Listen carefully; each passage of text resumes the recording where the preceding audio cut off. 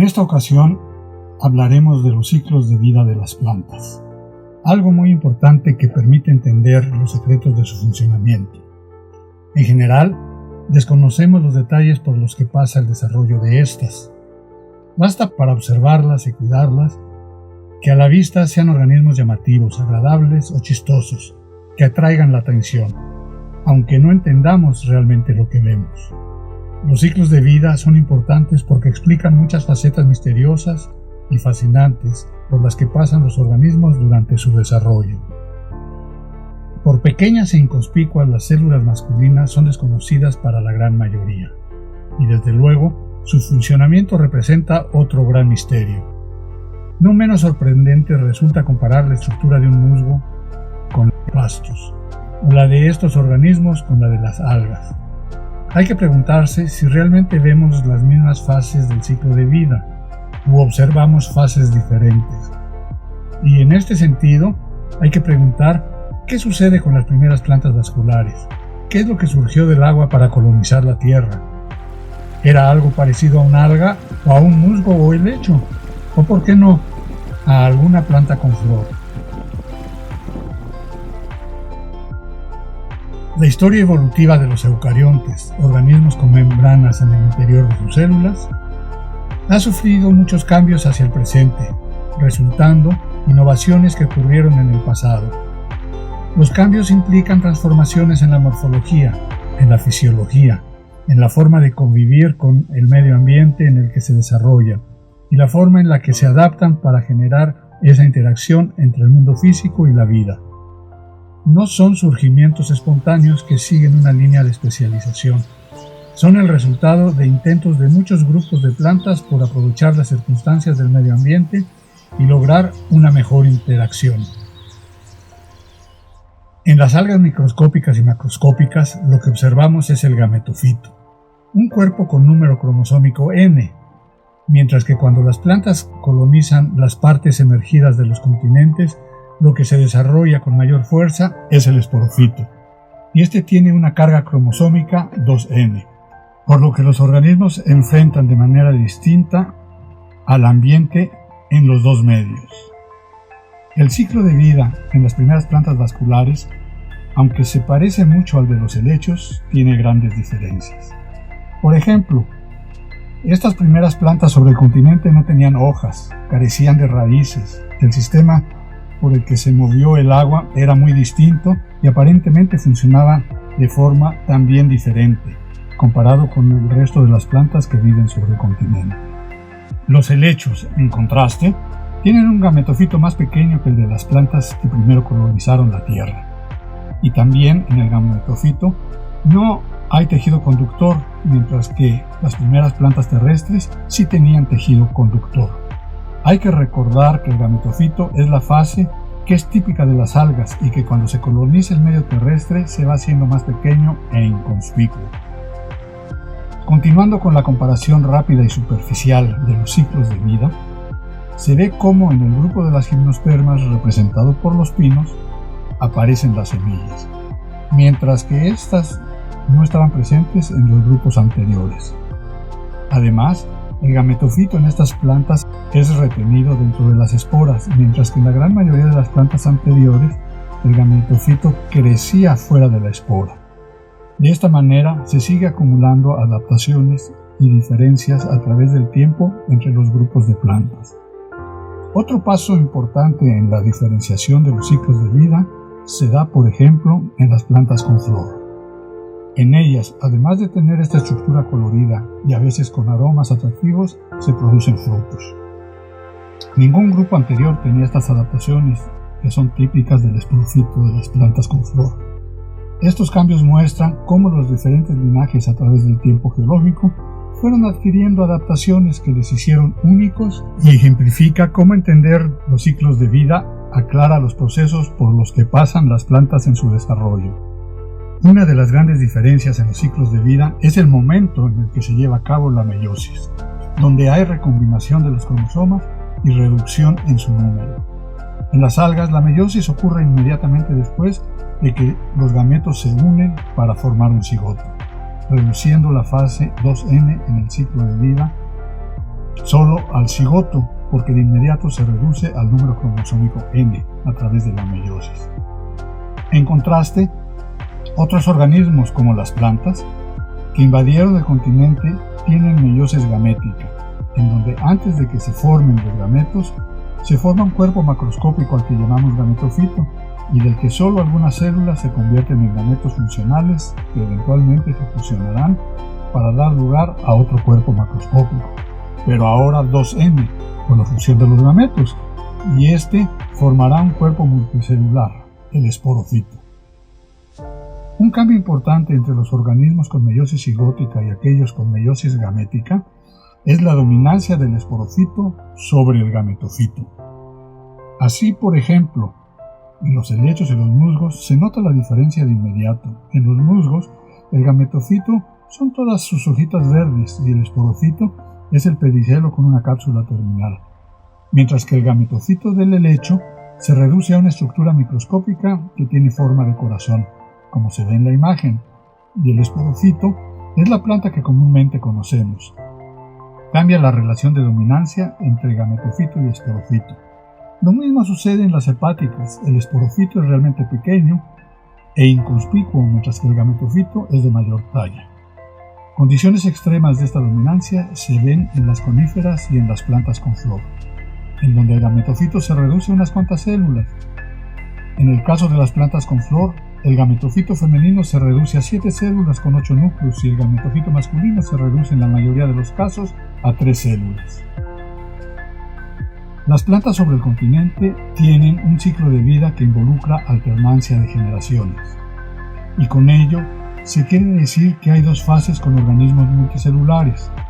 En este sentido es importante señalar que aunque en los animales también hay dos fases, una esporofítica y otra gametofítica, la gametofítica está reducida a los gametos. Podemos pensar en nosotros, donde la parte gametofítica se reduce a la producción de esperma o a la célula huevo. No hay un organismo gametofítico pluricelular.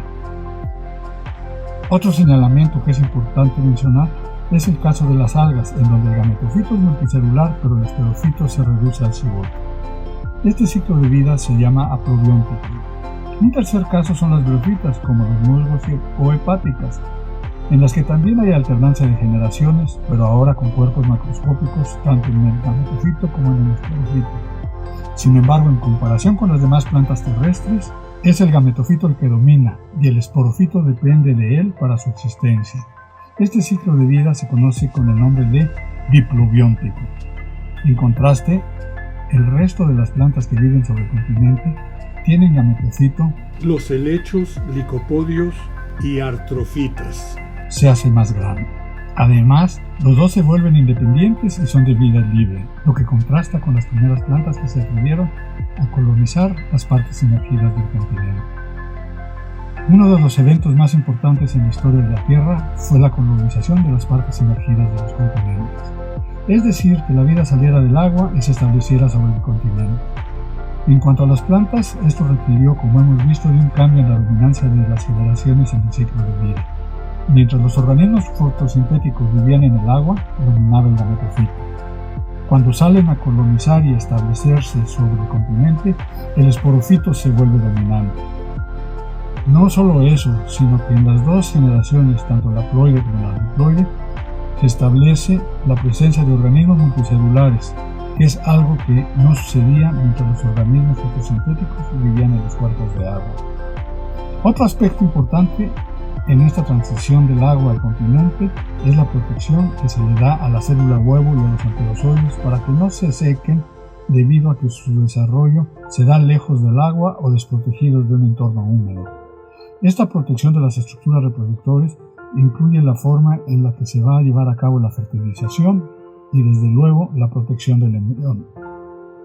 Conforme los ciclos de vida avanzan en dominancia del esporofito, la aparición o desarrollo de la semilla se vuelve importante. Esta juega un papel sobresaliente en la protección del gametofito femenino, en la recepción del gametofito masculino y en la protección y desarrollo temprano del esporofito. En los primeros grupos que vivieron sobre el continente no existía semilla. Las primeras plantas sobre el continente se reproducían por esporas y solo después se establece la producción de semillas en las gimnospermas. Esta adaptación se continúa en otros grupos. La semilla y su evolución es una innovación que permite menor dependencia del agua durante el proceso de reproducción. Entonces, una vez establecido el ciclo de vida en el que interactúan macroscópicamente el gametofito y el esporofito, hay gradación en la dominancia y comenzamos con las algas en las que el gametofito es dominante y el esporofito se reduce al cigoto. Seguiría un ciclo de vida como el de las psilofitas, en los que el esporofito y el gametofito ya son multicelulares, aunque es el gametofito el que domina. Un tercer episodio en este desarrollo lo ejemplifican los helechos, en donde el gametofito y el esporofito son de vida libre generalmente, y el esporofito se vuelve claramente dominante sobre el gametofito. Lo mismo sucede con las plantas cercanas, como pueden ser las selaginelas o plantas de la resurrección o los licopodios. Es importante entender que estas plantas se vuelven cada vez más independientes del agua, aunque siguen dependiendo de ella para la reproducción. Son capaces de mover el agua desde el suelo a sus partes altas y establecen así condiciones para que a distancia las plantas puedan completar los ciclos de vida que requieren de presencia de agua o de humedad. Conociendo los ciclos de vida de las plantas, podemos entender cómo incursionan en ambientes con pocos nutrientes o en áreas con exceso de sol o agua. Además, entendemos sus características que anticipan los nichos que van a ocupar y reflejan en cierta forma los ciclos ecológicos en distintos sitios donde están viviendo. Se vuelve importante entonces preguntarse qué es lo que hace que organismos haploides o diploides se desarrollen bajo ciertas características. Esto es, ¿serán condiciones genéticas o respuestas al ambiente? O aún es una combinación de ambas que les permite adaptarse a los ambientes en donde se desarrollan. No es una respuesta fácil, pero en general se puede decir que hay ambientes homogéneos y con pocos nutrientes en donde el gametofito haploide es más favorecido, mientras que el gametofito diploide prefiere lugares heterogéneos con mayor disposición de nutrientes y energía. Es interesante entender qué ventajas o desventajas tiene el que sea el cuerpo haploide o el diploide el que se expone al medio ambiente. Hablando de haploide o de organismos procariontes, hay que subrayar que dominaron la vida sobre la Tierra por casi 50% del tiempo que ésta ha existido. La meiosis y con ella la reproducción sexual se establece por ahí de los 1800 a 2000 millones de años antes del presente y genera una revolución en la biología. Se generan nuevos caracteres, novedosas adaptaciones, impulsa alternativas para enfrentar al medio ambiente, etc. Sí, la biología de los 3.700 millones de años cuando se origina la vida hasta los 1.800 millones de años cuando aparece la meiosis es distinta a la que hoy es común. No que la vida haploide o los organismos procariontes hayan desaparecido, de hecho siguen siendo importantes en el mundo actual, ocupan prácticamente todos los ambientes y siguen siendo muy importantes como reguladores o modeladores de diferentes aspectos de la vida. De hecho, en muchos procesos son insustituibles.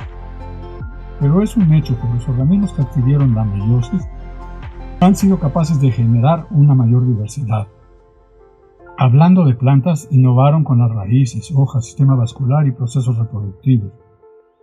Con estas novedades modificaron los nichos ecológicos, generaron espacios distintos donde otros organismos han podido prosperar, diversificaron las relaciones entre los organismos y se han vuelto importantes para generar nuevos procesos y nuevas alternativas para mediar en la interacción de la vida con la litosfera, la hidrosfera y la atmósfera, e impulsaron la colonización de espacios mediante novedades en la dispersión para el establecimiento de la vida en distintos lugares. Los organismos que en su ciclo de vida incluyen a la meiosis son capaces de prevenir o reparar problemas en el código genético, como pueden ser los producidos por las mutaciones, pero también el genoma de estos organismos ha tenido la capacidad de duplicarse para generar diversidad muy importante, participando en la evolución de grandes grupos como pueden ser las gimnospermas y después las angiospermas, que hoy son los grupos dominantes. Esto de la duplicación genética ha sido muy importante, pero no deja de sorprender todos los avances que se lograron hace mucho tiempo a través de las adaptaciones de las primeras plantas terrestres para poderse mover del agua hacia el continente. Es importantísimo para que la diversificación se diera que los primeros cambios de las plantas terrestres ocurrieran en un periodo corto de tiempo, que las nuevas adaptaciones abrieran las puertas a nuevas etapas de la vida y facilitaran que realmente se establecieran formas diversas y variadas. Entre las adaptaciones sorprendentes de ese momento resalta el establecimiento de la alternancia de generaciones, la diversificación en la forma de anclarse y absorber, las formas de incursionar a la atmósfera al generar variados tallos y hojas, con los cuales mueven el agua de la litosfera hacia la atmósfera. Estas son muy importantes para vivir lejos de los cuerpos de agua o estar en zonas de transición. Su presencia y accionar llenan al mundo de una variedad de escenarios prácticamente infinitos. Sí, conocer los ciclos de vida nos adentra a la diversidad. Conocer los ciclos de vida explica aspectos de la forma en la que los organismos interactúan con el medio físico para lograr procesos que permitieron a la vida llegar al momento actual. Los ciclos de vida son un excelente punto de partida para entender de sistemática, de anatomía y morfología, de ecología y otras muchas áreas aún como las que hoy están en boga, como el cambio climático y la sustentabilidad. Los ciclos de vida son un fascinante comienzo y recuerdan a un sinfín porque nos guían siempre a lugares nuevos y escudriñarlos abre nuevas ideas, significados y esclarece los procesos que los ciclos de vida contienen.